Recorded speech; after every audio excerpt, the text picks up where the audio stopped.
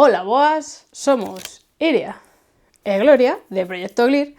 En este vídeo imos vos amosar o xogo Emprende. Emprende é un xogo co que crearedes o voso proxecto de negocio. Comenzaredes cunha carta de obxectivo a que lle iredes engadindo cartas de materiais na parte esquerda, arriba, dereita e inferior e cartas de intanxibles nas esquinas. E isto irémolo facendo ao longo de 3 fases, que se poden facer nunha soa sesión ou dividirá en varias dependendo do tempo que se teña. Comenzamos coa fase 1, que é a fase de inicio ou idea, vale? Antes de nada, temos que dividir a clase en 4 ou 5 grupos que teñan o mesmo número, se pode ser, de participantes. Unha vez que están os grupos feitos, repartiremos unha carta de obxectivo. As cartas de obxectivos teñen 3 niveis. Isto dependerá do nivel da clase, vale? Pode ser nivel básico, que son unha raíña verde, nivel medio, que son 2 raíñas laranxas, e nivel avanzado, que son 3. Depende da clase, pois repartiremos dun grupo ou de outro, vale? Estas cartas, ademais, son de doble cara. Entonces, o grupo poderá elixir unha cara ou outra. Nelas aparece no centro da carta o tipo de sector productivo do que pertencerá á empresa que vayan crear. Pode ser o primario, o secundario ou o terciario. Ademais, tamén teñen uns límites de capital e uns límites de tempo que afectarán as seguintes fases. E logo as zonas onde se irán poñendo os diferentes materiais e intanxibles cos custes aproximados que serían recomendables. Entonces, o grupo colle a carta e entre eles debaten que tipo de empresa van facer dentro do sector que elixiron, como se vai chamar esa empresa, que van a producir e diferentes datos e información que sea relevante para o resto de creación do proxecto. Ben? Unha vez finalizado isto, porano por escrito, e pasaríamos xa á fase 2. Na fase 2 é a fase de materiais ou negociación. Nesta fase utilizaránse as cartas que teñen o reverso de color laranxa e o símbolo do euro. Estas cartas son 40 cartas que son de 4 tipos de materiais: os suministracións, o persoal, comercial e maquinaria. Ben? Estas cartas o que teñen pois, é o símbolo do tipo de carta que é, máis unha cantidade de capital que supón esa carta, vale? Que, como veredes, ten que conectar co lugar correspondente coa carta de obxectivo. Estas cartas barállanse todas e repártense 4 a cada grupo.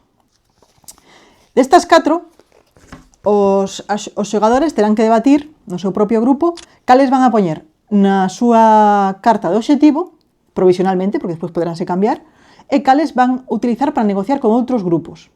Porque poderán negociar, pois non me interesa esta carta, vou negociar con outro grupo que a mellor consigo outra que me veña ben, non?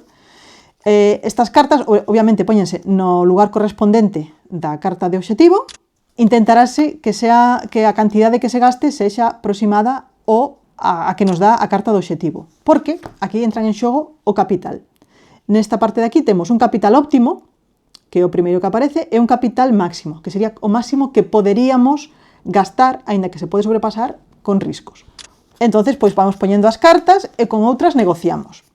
Unha vez que xa colocamos as cartas e negociamos, descartamos as que non sirvan e faremos 2 roldas máis, con mesma mecánica, pero con só 2 cartas que se van repartir a cada grupo, vale? En vez de 4 cartas de inicio, 2 cartas. Faremos lo mismo, colocaremos as cartas ou negociamos. Tamén pode ser que queramos poñer 2 cartas na mesma zona de produción. Sería posible, vale? Isto é posible por si necesitamos máis inversión de materiais e demais. Imaginemos que quedamos con isto ao final da fase 2. Nese caso, teremos que avaliar como foi a inversión nos materiais, se nos pasamos no presuposto ou no capital óptimo ou máximo e como pode influir eso no noso proxecto de negocio. Pasaríamos xa á fase 3, que é a fase de intanxibles ou decisión. Neste caso utilizaremos as cartas do reverso morado e con un reloxo, e hai 4 tipos tamén: sustentabilidade, inclusión, innovación e repercusión. Neste caso, volveríamos a barallar todas as cartas, repartiremos 6 a cada grupo, vale? Desas 6 terán que escoller 3, que empregarán para colocar no seu proxecto de negocio. Neste caso non se negocia, simplemente terán que coller 3 das 6 que obteñan e colocaranas pois, no lugar correspondente. Ben? Non é preciso encher as 4 esquinas do proxecto. Simplemente temos que ter en conta a importancia do tempo, que nos indica na carta do obxectivo, e ver como os vamos a incluir dentro dos intanxibles. Igual nos interesa máis unha cousa que outra. Vale? Eso valorarémoslo despois. Entón, unha vez que xa colocamos 3, imaginemos por aquí e por aquí, descartamos as outras 3, daránnos na seguinte rolda 2 cartas máis, que valoraremos onde colocalas. Pois podemos cambiar unha que xa tiñamos ou engadila ou como vexamos. Entón, unha vez que xa fixemos toda esta fase de intanxibles e de decisión, teríamos que facer unha avaliación de todo o proxecto, porque xa chegaría ao final, digamos, do xogo. Teremos que avaliar se pasamos os límites de capital ou os límites de tempo e como pode afectar eso á nosa viabilidade do proxecto. Ben? E tamén teremos que facer un análise realista de se é viable ou non o proxecto nun mundo real. Cales son as súas debilidades ou fortalezas e que teríamos que engadir ou eliminar para que este proxecto de negocio fose exitoso nun mundo real. Todo isto faríase en conxunto co profesor e demais. Tamén podría facerse de forma individual cada membro do grupo, facer a súa avaliación e despois polas en común para saber diferentes versións do mesmo negocio. E así é como se xoga a Emprende. Disfrutade facendo o voso proxecto de negocio e o gallá se faga realidade.